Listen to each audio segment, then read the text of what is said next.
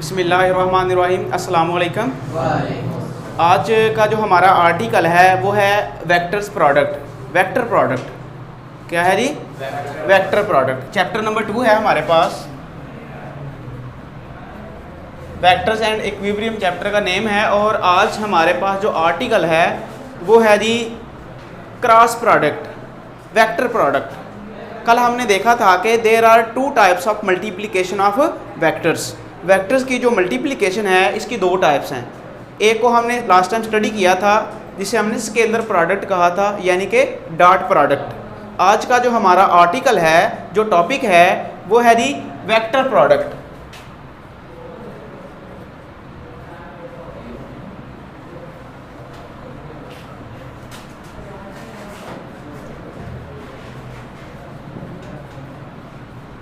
Vector product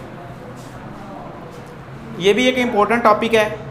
जो vector product है इसका एक और नेम है जिसको हम क्रॉस प्रोडक्ट भी कहते हैं। कौन सा प्रोडक्ट जी?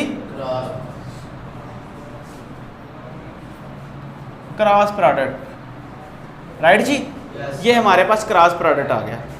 अब हमने देखना है कि ये क्रॉस प्रोडक्ट जो है ये होता क्या है, इसकी एग्जांपल्स क्या होती हैं, मैथमेटिकल कैलकुलेशंस को हम कैसे फाइंड आउट करेंगे, फिर हम इसकी डिफरेंट जो करैक्टरिस्टिक्स हैं उनको 1 बाय 1 स्टडी करेंगे, राइट जी। तो हम बात करते हैं इसकी डेफिनेशन की। डेफिनेशन को स्टडी करने से पहले हमें डायग्राम को देखना होगा कि हमारे पास कोई एक प्लेन है। सपोज दैट आपके पास ये एक प्लेन है, इसमें एक वेक्टर है आपके पास, वेक्टर ए। और जब इसका हम क्रॉस करते हैं किसी वेक्टर बी के साथ, बात की समझ आई है? वेक्टर ए और वेक्टर बी, जब इन दोनों का हम क्रॉस प्रोडक्ट करेंगे, क्रॉस प्रोडक्ट वेक्टर प्रोडक्ट जब लेंगे ए cross B vector, A cross B vector, तो हमारे पास इसका जो एंगल होगा वो थीटा होगा। और हमारे पास जो रिजल्ट आएंगे वो हमारे पास जो क्वांटिटी आएगी वो एक वेक्टर क्वांटिटी होगी। कौन सी क्वांटिटी? 2 वेक्टर्स का प्रोडक्ट इस तरह से करें कि हमारे पास रिजल्ट में एक वेक्टर क्वांटिटी आए, तो हम ऐसे प्रोडक्ट को कहते हैं वेक्टर प्रोडक्ट। कौन सा प्रोडक्ट कहते हैं? द प्रोडक्ट ऑफ 2 वेक्टर्स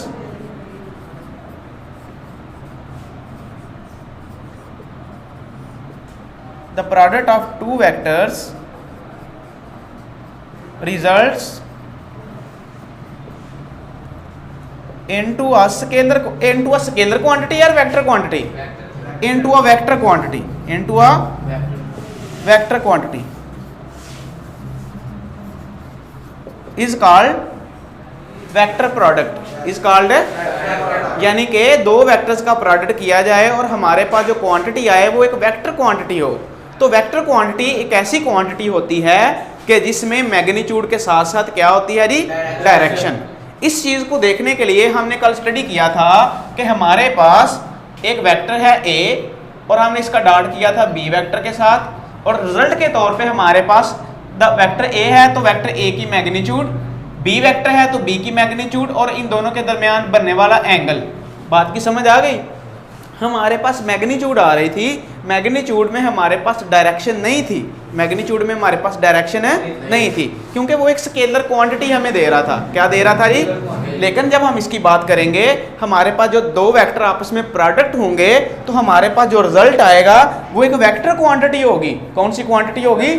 और वेक्टर क्वांटिटी वो क्वांटिटी होती है जिसमें मैग्नीट्यूड के साथ साथ हम डायरेक्शन को भी लेते हैं। किसको लेते हैं जी? डायरेक्शन को। तो हम बात करते हैं इसकी मैथमेटिकल डायग्राम की। सॉरी, ये जो डायग्राम है इसको हम स्टडी करते हैं। अब देखिए इस डायग्राम में हमारे पास एक वेक्टर ए है और उसकी टेल मैंने बी वेक्टर से मिला दी, और ये दोनों का जब हम प्रोडक्ट लेंगे, क्रॉस प्रोडक्ट लेंगे, जब इनके दरमियान में एंगल थीटा बनेगा तो हमारे पास रिजल्ट क्या आएंगे? Mathematical form.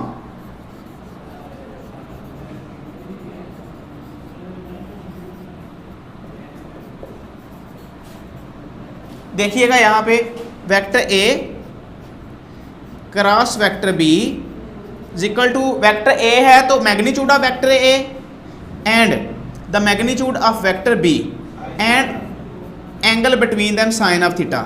हमने लास्ट टाइम बात की थी कि हम जो डॉट प्रोडक्ट होता है उसमें हम कॉस थीटा लेते हैं, क्या लेते हैं जी, लेकिन जब क्रॉस प्रोडक्ट की बात करेंगे उसमें हम साइन थीटा लेंगे।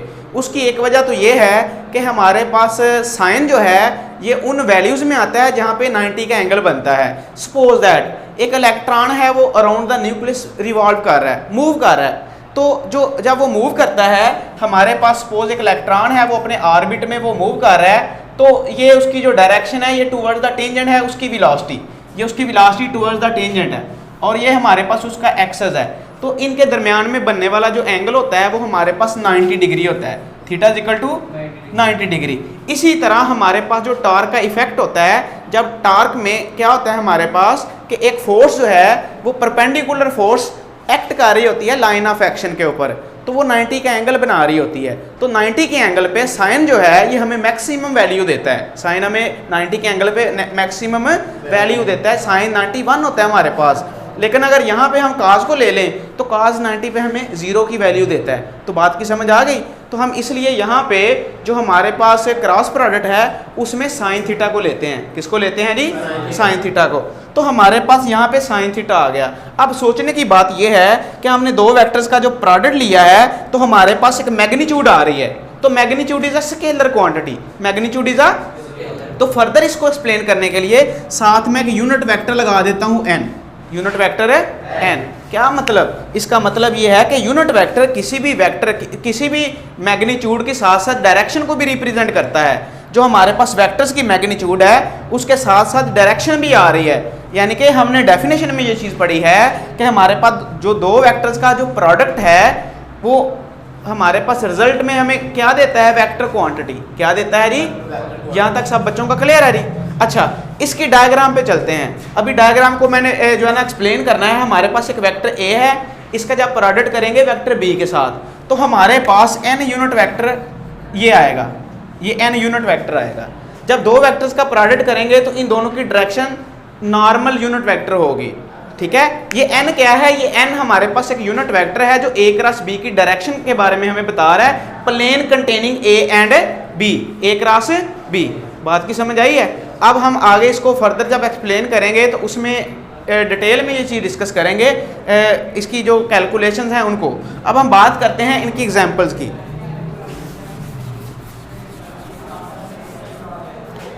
Example number 1 ji,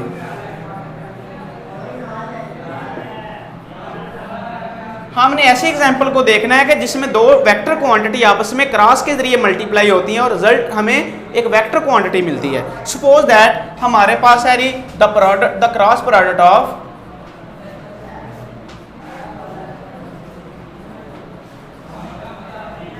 a force या the cross product of moment arm or and force is torque। यानी कि हम क्रॉस प्रोडक्ट करें फोर्स का और मूवमेंट आर्म का।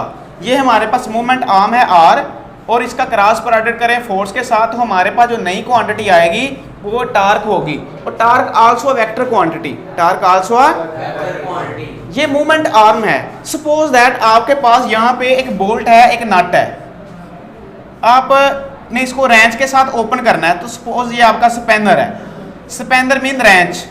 तो आपने जब इसको ओपन करना है तो यहाँ पे आप फोर्स लगा रहे हैं और ये इसका सेंट्रल एक्सेस है। तो इस एक्सेस पे जब फोर्स लगेगी तो जो जिस एक्सेस के अराउंड ये मूव करेगा, रोटेट करेगा वो जो नट है, तो वहां से लेके जहां पे फोर्स लग रही है उस पॉइंट तक का डिस्टेंस जो होता है उसको मूवमेंट आर्म कहा जाता है। क्या कहा जाता है, मूवमेंट आर्म। तो फोर्स किस पे लग रही है, फोर्स लग रही है लाइन ऑफ एक्शन। ये जो लाइन है हमारे पास है, ये इस लाइन के ऊपर फोर्स लग रही है। इस लाइन को लाइन ऑफ एक्शन भी कहा जाता है जिसके ऊपर फोर्स एक्ट करती है। बात की समझ आ गई। यहाँ से लेके यहाँ तक का जो डिस्टेंस है उसको हम क्या कहेंगे, पोजीशन वेक्टर आर भी कहते हैं इसको और मूवमेंट आर्म भी कहते हैं। बात की समझ आ गई है।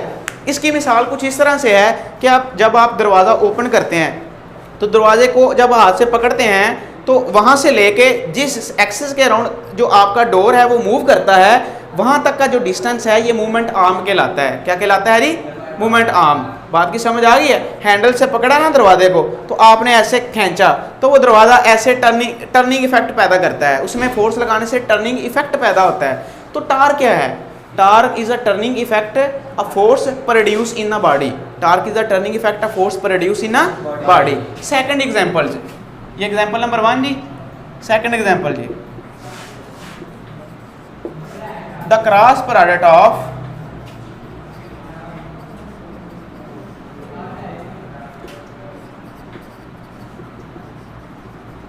position vector r, cross product of position vector r and linear momentum।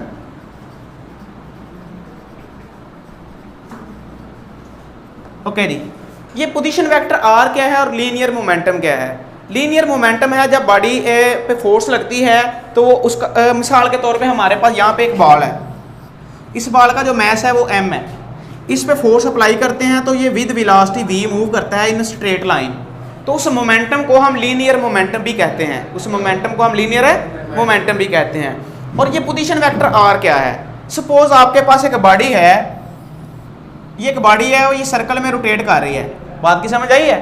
और ओरिजिन से लेके, ये जो ओरिजिन है यहाँ से लेके जो इसका जो डिस्टेंस है, ओरिजिन से लेके जो डिस्टेंस है बॉडी का, उस बॉडी के डिस्टेंस को कहते हैं पोजीशन वेक्टर r। क्या कहते हैं?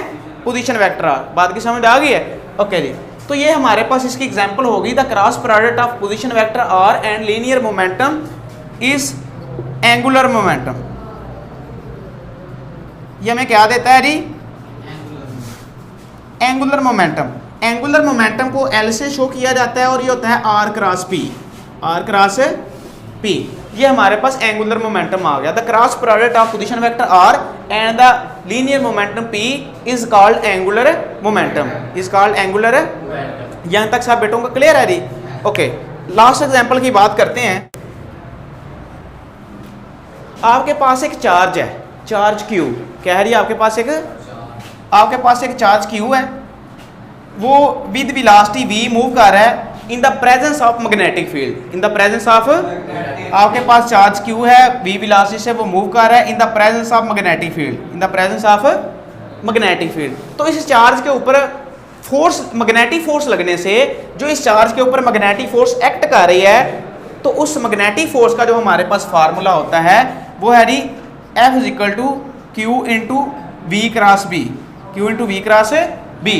तो ये हमारे पास जो मैग्नेटिक फोर्स है, ये भी हमारे पास एक एग्जांपल है क्रॉस प्रोडक्ट की। राइट जी? बात की समझ आ रही है?